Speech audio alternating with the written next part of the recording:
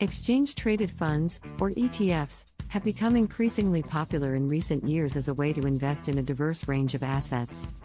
In this video, we'll cover everything you need to know about ETFs, including how they work, the pros and cons of investing in them, what you need to know before investing, what makes a good ETF, and what kind of ETFs to avoid.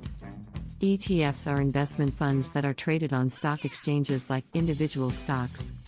They hold a basket of securities such as stocks, bonds, or commodities and aim to replicate the performance of an index or a market segment.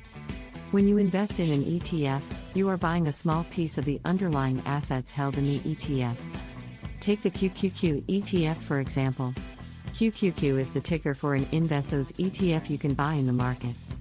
The QQQ ETF is one of the most popular ETFs and tracks the performance of the NASDAQ 100 index, which includes the top 100 non-financial companies listed on the NASDAQ exchange. When you invest in the QQQ ETF, you are buying a basket of shares of the companies that make up the NASDAQ 100 index. The QQQ ETF offers investors exposure to a wide range of technology companies, making it easy to diversify their portfolios. The value of the ETF fluctuates throughout the trading day, based on the value of the underlying assets.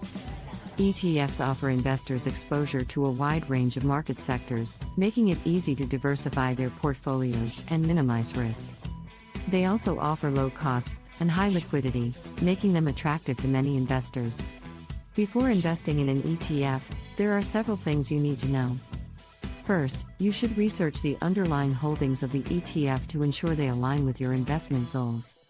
You should also consider the management fees, liquidity, and tax implications of investing in the ETF.